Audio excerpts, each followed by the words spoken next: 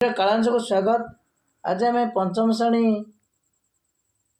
न्याय शासन पाठर अभ्यास प्रश्न को आम आलोचना करवा। तेणु पिला माने आरंभ शेष पर्यंत ये भिडियो देखी शुणी बुझापी चेष्टा कर।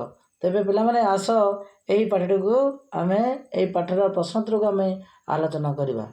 1 नंबर प्रश्न, आस कथा तुमर प्रिय खेल कौन, तुम्हें से खेल को किपरि खेल।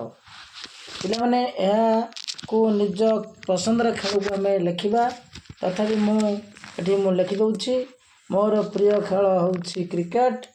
यही खेल में 2टी दल थांती, गोटे बैटिंग करे और अन्य जड़े बोलिंग करे। यही अन्य खेल तुम्हें भावु था ता लिख तार नियम किसी तुम्हें एठी वर्णना कर। 2 नंबर, तुम्हें केबे कौन सी समस्या समाधान कर कि तुम अनुभूति वर्णना कर। हाँ, थरे मोर जन सांगर बही हजाइला एवं से व्यस्त होता। मु श्रेणी सब पिला पचारि एवं समस्त बैग खोजबारू बहीटी को पाइली एवं पिलाटी को दे समस्यार समाधान करी। आम लिखा। 3 नंबर, जदि तुमको केबे राजा कर दि जाइब तुम्हें कौन सब कर। यह उत्तर लिखा। जदि मते राजा कर दि जाए तेबे मु प्रथमे समस्त को समान न्याय देवी, राज्यर गरीब लोकों को साहाय्य करी, पाठ पढ़ापी सुजोग देवी एवं राज्य रे जेपरी केही भोकिला न रहिबे सेथिप्रति ध्यान देवी। बुझला पिला माने। तापर आगु जावा। 4 नंबर प्रश्न, पिलाटीर क्यों सब गुण रही जो कारण पाई से सिंहासन रे बसी पारुथिला। यह उत्तर लिखा। पिलाटीर मन निर्मल पवित्र थिला, से अत्यंत पवित्र थिला, से अत्यंत बुद्धिमान थिला एवं तार न्याय करिवार क्षमता अद्भुत थिला। तार सत्यवादिता एवं निरपेक्ष गुण जोगु से सिंहासन रे बसवाई योग्य विवेचित होउथिला। वर्तमान आम 2 नंबर पाठरू आलोचना करवा। एठी लिखा जाइछि, आस पढ़िबा, ठीक वाक्य पाखे ठीक चिन्ह देवा, एकाधिक जगह मध्य ठीक चिन्ह रही पारे। आपको आम लिखा। एठी लिखा जाइछि, पिलाटीर न्याय प्रदान करुछि। पिलाटी न्याय प्रदान करुछि बोली राजा केमिति जानिले। एक पिलांक दुष्टामीरू तापरे लोके पिलाटीर न्याय को प्रशंसा करुथिबारु पिला माने पिलाटी विरोध रे कहिबारु मंत्री माने पिलाटीर बुद्धि को प्रशंसा करू। केउटी उत्तर ठीक हबो ना एठी आई नंबरटा ठीक हबो। तापरे आ 1 नंबर मध्ये हबो एठी। तापरे ख, क्यों कथा राजा को अधिक आश्चर्य लागिला। पिला माने खेली खेलर न्याय करुथिले। पिला माने खेल रे न्याय करुथिले। लोक माने राजा दरबार को जाऊ नथिबारु सिंहासन रे बसिथिबा पिला ठीक न्याय प्रदान करुथिबारु सिंहासन रे कौनसी चमत्कारिता रहिथिबारु यार सठिक उत्तर आम लिखा। सिंहासन रे बसिथिबा पिला ठीक न्याय प्रदान करुथिबारु ठीक चिन्ह देवा। ग नंबर, पिलांकु एई खेल एते मजा काहेकि लागिला। जोंथिपाई सेमाने एई खेल प्रतिदिन खेलिबाकु लागिले, कारण सेमाने राजा भली हेबार मजा पाउथिले। कारण यह अन्य खेल ठारू अधिक मनोरंजन होउथिला। कारण यह तांको न्याय करिवार अनुभव प्रदान करथिला। कारण यही खेल द्वारा सेमाने सारा नगर रे प्रसिद्ध अर्जन कर पारथिले। यार सठिक उत्तर आम लिखा।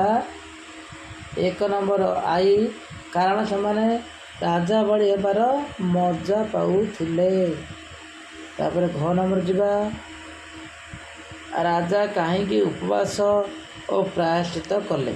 ରାଜା କାହିଁକି ପ୍ରାୟଶ୍ଚିତ ଉପବାସ କଲେ? ସିଂହାସନରେ ସେ ବସିବା ପାଇଁ ଯୋଗ୍ୟ ହୋଇପାରିବେ, କାରଣ ତାଙ୍କ କର୍ମ ପାଇଁ ପଶ୍ଚାତାପ ହୋଇଥିଲା। ମୂର୍ତ୍ତିମାନେ ତାଙ୍କୁ ଏପରି କରିବାକୁ କହିଲେ। ଲୋକମାନେ ତାଙ୍କୁ ଏପରି କହିବାକୁ ଲାଗିଲେ। ଏହାର ଉତ୍ତର ଲେଖିବା। ସିଂହାସନରେ ବସିବା ପାଇଁ ଯୋଗ୍ୟ ହୋଇପାରିବେ ବୋଲି ସେ ପ୍ରାୟଶ୍ଚିତ କରିଥିଲେ। ଭାବ ଓ ଲେଖ। ନିମ୍ନ ପ୍ରଦତ୍ତ ପ୍ରଶ୍ନଗୁଡ଼ିକର ଉତ୍ତର ନିଜ ଖାତାରେ ଲେଖ। ପିଲାମାନେ ମଞ୍ଚ ସିଂହାସନରେ ବସି ପାରୁଥିଲେ, ହେଲେ ରାଜା ସେଥିରେ ବସି ନ ପାରିବାର କାରଣ କ'ଣ? ଏହାର ଉତ୍ତର ଲେଖିବା। ପିଲାମାନେ ସରଳ ନିଷ୍ପାପ ଥିଲେ ଏବଂ ସେମାନଙ୍କ ମନ କଳୁଷିତ ନଥିଲା। ସେମାନେ ମଞ୍ଚ ସିଂହାସନରେ ବସି ପାରୁଥିଲେ, ମାତ୍ର ରାଜା ଚୋରି କରିଥିଲେ, ମିଛ କହିଥିଲେ, ଜୀବନରେ ଲୋକଙ୍କୁ ଆଘାତ ଦେଇଥିଲେ ଏବଂ ମନ କଳୁଷିତ ଥିବାରୁ ରାଜା ସେଥିରେ ବସି ପାରୁନଥିଲେ। 2 ନମ୍ବର ପ୍ରଶ୍ନ। ପ୍ରାୟଶ୍ଚିତ କରିବା ପରେ ରାଜାଙ୍କୁ ସିଂହାସନରେ ବସିବାର ଅଧିକାର ମିଳିବାର ଆବଶ୍ୟକ ଥିଲା କି? ଯଦି ହଁ ନାହିଁ, ତାର କାରଣ ଲେଖ। ଏହାର ଉତ୍ତର ଲେଖିବା। ପ୍ରାୟଶ୍ଚିତ କରିବା ପରେ ରାଜାଙ୍କୁ ସିଂହାସନରେ ବସିବାର ଅଧିକାର ମିଳିବାର ଆବଶ୍ୟକତା ଥିଲା, କାରଣ ରାଜା ପ୍ରାୟଶ୍ଚିତ କରିବା ପରେ ଜଣେ ଭଲ ମଣିଷ ହୋଇଥାନ୍ତେ ଏବଂ ରାଜା ଭାବରେ ପ୍ରଜାମାନଙ୍କ ପ୍ରତି ଥିବା କର୍ତ୍ତବ୍ୟକୁ ସଠିକ ଭାବରେ ତୁଲାଇଥାନ୍ତେ। 3 ନମ୍ବର ପ୍ରଶ୍ନ। 2 କୃଷକ ନିଜର କଳି ସମାଧାନ କରିବା ପାଇଁ ରାଜାଙ୍କ ପରିବର୍ତ୍ତେ ପିଲାଟି ନିକଟକୁ ଯିବାକୁ କାହିଁକି ସ୍ଥିର କଲେ? ଏହାର ଉତ୍ତର ଲେଖିବା।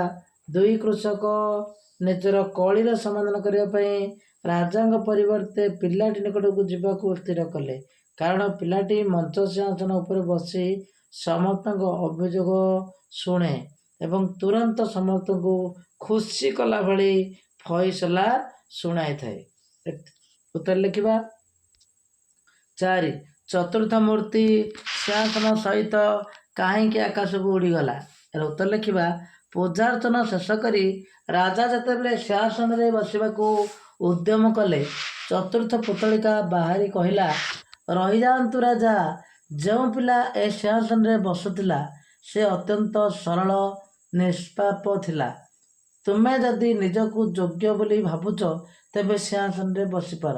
ମାତ୍ର ରାଜା ଯୋଗ୍ୟ ନଥିବାରୁ ଚତୁର୍ଥ ମୂର୍ତ୍ତିଟି ସିଂହାସନ ସହିତ ଆକାଶକୁ ଉଡ଼ିଗଲା। 5 ନମ୍ବର ପ୍ରଶ୍ନ। ଏହି କାହାଣୀର ଆଉ ଏକ ନାଁ ଦିଅ। ତୁମେ ଏହି ନୂଆ ନାଁ କାହିଁକି ବାଛିଲ, ତାହାର କାରଣ ଲେଖିବ। ଏହି କାହାଣୀର ଆଉ ଏକ ନାଁ ହେଉଛି ଚମତ୍କାରୀ ସିଂହାସନ। ମୁଁ ଏହି ନୂଆ ନାଁଟି ବାଛିବାର କାରଣ ହେଲା, ମଞ୍ଚ ସିଂହାସନରେ ବସିଲା ପରେ ପିଲାମାନେ ନ୍ୟାୟ ବିଚାର କରିପାରୁଥିଲେ, ମାତ୍ର ରାଜା ସେହି ସିଂହାସନରେ ବସିବା ଯୋଗ୍ୟ ନଥିଲେ। ତାପରେ ଅନୁମାନ ଓ କଳ୍ପନା କରିବା। 1 ନମ୍ବର। କାହାଣୀର ପୁତଳିକା ଗୁଡ଼ିକ ଉଡ଼ି ଯାଇଛନ୍ତି। ସେମାନେ କେଉଁଠାକୁ ଯାଇଥିବେ ଓ ସେଠାରେ କ'ଣ କରୁଥିବେ? ଏହାର ଉତ୍ତର ଲେଖିବା। ସେମାନେ କୌଣସି ଏକ ସୁନ୍ଦର କାଳ୍ପନିକ ରାଜ୍ୟକୁ ଯାଇ ମୁକ୍ତ ଭାବରେ ରହି ଆନନ୍ଦ ଅନୁଭବ କରୁଥିବେ। ଏସବୁକୁ ଲେଖିବା। 2 ନମ୍ବର। ଏହି କାହାଣୀରେ ଯଦି ରାଜା ସିଂହାସନରେ ବସିବାରେ ସଫଳ ହୋଇଥାନ୍ତେ, ତେବେ କ'ଣ ହୋଇଥାନ୍ତା? ଏହା ଉତ୍ତର ଲେଖିବା। ଯଦି ରାଜା ସିଂହାସନରେ ବସିବାର ସଫଳ ହୋଇଥାନ୍ତେ, ତେବେ ବୋଧହୁଏ ସେ ପିଲାମାନଙ୍କ ପରି ନ୍ୟାୟ ପ୍ରଦାନ କରିପାରିଥାନ୍ତେ, କାରଣ ଏହି ସିଂହାସନରେ କିଛି ଦୈବୀ ଶକ୍ତି ରହିଥିଲା। ଯେଉଁ ବ୍ୟକ୍ତି ସରଳ ନିଷ୍ପାପ, ସେ ହିଁ ଏହି ସିଂହାସନରେ ବସିବାର ଯୋଗ୍ୟ ଥିଲା। ଏହାକୁ ଲେଖିବା। ବର୍ତ୍ତମାନ ଆମେ ଭାଷାର କଥା। ନିମ୍ନଲିଖିତ ବାକ୍ୟଗୁଡ଼ିକୁ ଧ୍ୟାନ ଦେଇ ପଢ଼। ତେବେ ତ ବଡ଼ ଆଶ୍ଚର୍ଯ୍ୟ କଥା, ଯାହା ବି ହେଉ, ଏହି ମଞ୍ଚ ସିଂହାସନରେ କି ଚମତ୍କାରିତା ଅଛି। ମୁଁ ଏହାର ଯାଞ୍ଚ କରିବି। ଉପରେ ଲିଖିତ ବାକ୍ୟ ପଢ଼ିବା ସମୟରେ କିଛି ଅସୁବିଧା ହୋଇଥିବ ଏବଂ ଆଉ ଥରେ ସେହି ବାକ୍ୟକୁ ପଢ଼। ତେବେ ଏହା ତ ଆଶ୍ଚର୍ଯ୍ୟ କଥା। ଯାହା ବି ହେଉ, ଏହି ମଞ୍ଚ ସିଂହାସନରେ କିଛି ଚମତ୍କାରିତା ଅଛି। ମୁଁ ଏହାର ଯାଞ୍ଚ କରିବି। ଏବେ ଉପରୋକ୍ତ ବାକ୍ୟ ପଢ଼ିବା ପରେ ପୂର୍ବ ଥର ପରି କୌଣସି ଅସୁବିଧା ହୋଇନଥିବ। ବାକ୍ୟଗୁଡ଼ିକର ଭାବ ଓ ଅର୍ଥ ମଧ୍ୟ ବୁଝିପାରିଥିବ। କାରଣ ହେଲା ବାକ୍ୟରେ କିଛି ବିଶେଷ ଚିହ୍ନ, ଯେପରି ବିରାମ ଚିହ୍ନ କୁହାଯାଏ, ଏହାକୁ ଦିଆଯାଇଛି, ତେଣୁ ପଢ଼ିବାରେ ସୁବିଧା ହୋଇଥିବ। ତଳେ ଦିଆଯାଇଥିବା ବାକ୍ୟଗୁଡ଼ିକର ବିରାମ ଚିହ୍ନ ବସାଇ ଆଉ ଥରେ ଲେଖ। ଏଠି ଯେଉଁ ବାକ୍ୟ ଦିଆଯାଇଛି ତାକୁ ଆମେ ଉପଯୁକ୍ତ ବିରାମ ଚିହ୍ନ ଦେବ। ତେଣୁ ଉପଯୁକ୍ତ ବିରାମ ଚିହ୍ନ ଦେବାକୁ ହେଲେ ଆମେ ପାଠ୍ୟପୁସ୍ତକର ସହାୟତା ନେବାକୁ ହେବ। ବହିରେ ଯାହା ଦିଆଯାଇଛି ତାକୁ ଦେଖି ଏହାକୁ ଆମେ ଲେଖିବା। ଦେଖ ପିଲାମାନେ, ଏଠି ରହିଯାଆନ୍ତୁ ରାଜା। ଯେଉଁ ପିଲା ଏ ସିଂହାସନରେ ବସୁଥିଲା ସେ ଅତ୍ୟନ୍ତ ସରଳ ନିଷ୍ପାପ ଥିଲା। ତା'ର ମନ କଳୁଷିତ ନଥିଲା। ତୁମେ ଯଦି ନିଜକୁ ଏଭଳି ଯୋଗ୍ୟ ମନେ କରୁଛ, ତେବେ ଏ ସିଂହାସନରେ ବସିପାର। ୟାକୁ ଆମେ ପାଠ୍ୟପୁସ୍ତକକୁ ଯିବା, କେଉଁଠି ଲେଖାଯାଇଛି ତାହା ସଂଗ୍ରହ କରିବା, ଦେଖିବା, ତାପରେ ଲେଖିବା। ଦେଖ ପିଲାମାନେ, ଏଠି ଲେଖାଯାଇଛି ରହିଯାଆନ୍ତୁ ରାଜା। ରହିଯାଆନ୍ତୁ ରାଜା। ଦେଖ ପିଲାମାନେ, ଏଠି ରହିଛି ରହିଯାଆନ୍ତୁ ରାଜା। ଏଇଠୁ ଆରମ୍ଭ କରିବ। ବସିପାର ଦିଆଯାଇଛି, ଏଠି ଲେଖିବ। ବହି ଦେଖିବ, ଏତିକି ନିର୍ଭୁଲ ଭାବେ ଲେଖିବ। ତାହେଲେ ଆମେ ପଢ଼ିବା ପାଇଁ ସୁବିଧା ହେବ। ଦେଖ ପିଲାମାନେ, ଏଠି ଯଦି ଗୋଟିଏ ସାମାନ୍ୟ ପିଲା ଏ ସିଂହାସନରେ ବସିପାରୁଛି, ତେବେ ମୁଁ ରାଜା ହୋଇ ପୁଣି ଧନବାନ, ବଳବାନ, ବୁଦ୍ଧିମାନ ଭାବେ ଏ ସିଂହାସନରେ ବସିବାକୁ ତ ଅଧିକାର ଯୋଗ୍ୟ। ପାଠରେ ଏଠି ଲେଖାଯାଇଛି, ତାକୁ ଆମେ ଦେଖିବା, ଲେଖିବା। ଅଧିକ ଯୋଗ୍ୟ ପର୍ଯ୍ୟନ୍ତ ଆମେ ଲେଖିବା। ଅଧିକ ଯୋଗ୍ୟ ଯେଉଁଠି ଅଛି ସେ ପର୍ଯ୍ୟନ୍ତ ଲେଖିବା। ଏ ପର୍ଯ୍ୟନ୍ତ ଆମେ ଲେଖିଦେବା। ତାପରେ ଆଗକୁ ଯିବା।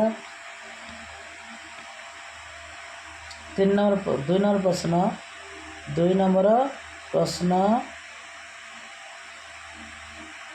ପୁତଳିକା, ତୃତୀୟ ପୁତଳିକା ମଧ୍ୟ ଉଡ଼ିଗଲା। ଏହି ବାକ୍ୟକୁ ଆଧାର କରି ନିମ୍ନ ପ୍ରଦତ୍ତ ପ୍ରଶ୍ନର ଉତ୍ତର ଦିଅ। ଏହି ବାକ୍ୟରେ ବିଶେଷ ପଦ କେଉଁଟି? ଏହି ବାକ୍ୟରେ ବିଶେଷ ପଦ ହେଉଛି ପୁତଳିକା। ପୁତଳିକା ହେଉଛି ବିଶେଷ ପଦ।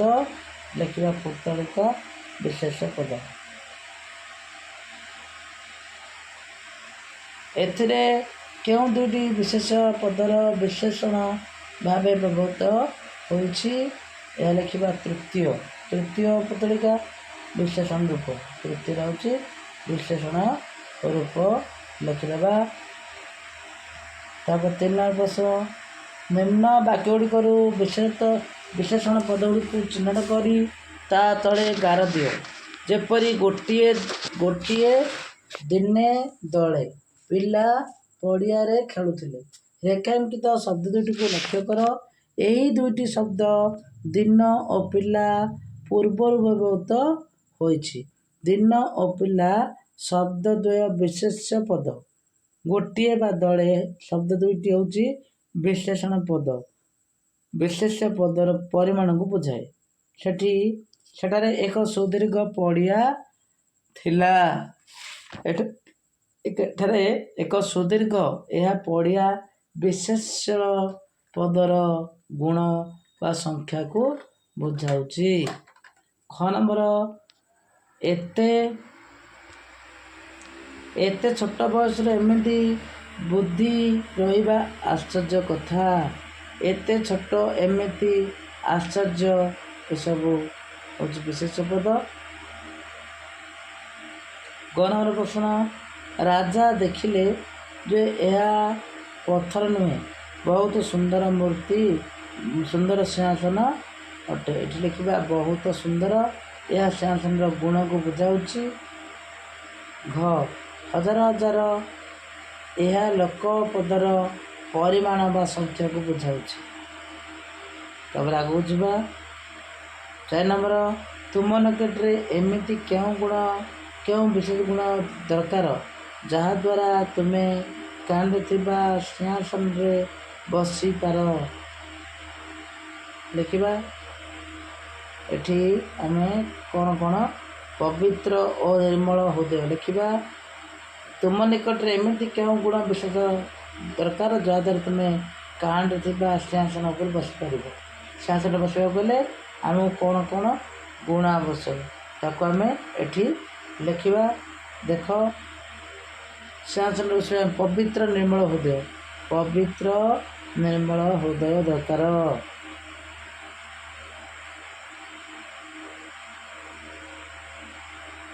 ପବିତ୍ର ଓ ନିର୍ମଳ ହୃଦୟ ଲେଖିବା।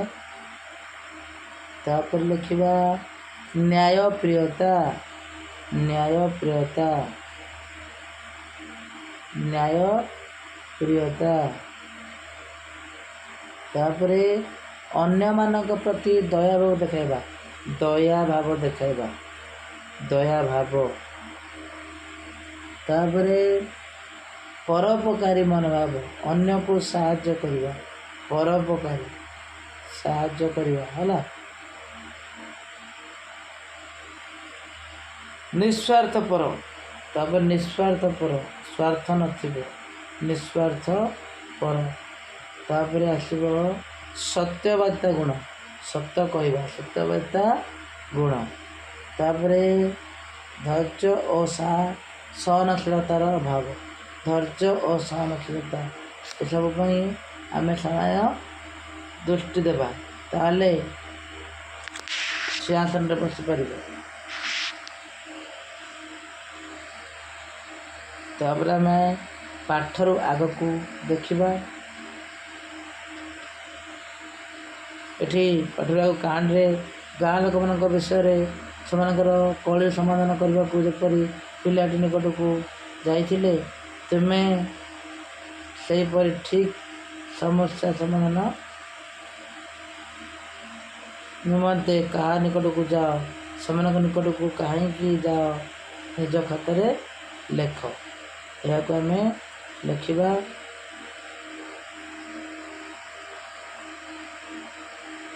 ବର୍ତ୍ତମାନ ଏହି ପାଠଟିର ପ୍ରଶ୍ନୋତ୍ତର କାର୍ଯ୍ୟକୁ ଆମେ ଆଲୋଚନା କଲେ। ପରବର୍ତ୍ତୀ କାଳ ବିଷୟରେ ଆମେ ପୁଣି ଏକ ନୂଆ ଅଧ୍ୟାୟର ପ୍ରଶ୍ନୋତ୍ତରକୁ ଆମେ ଆଲୋଚନା କରିବା।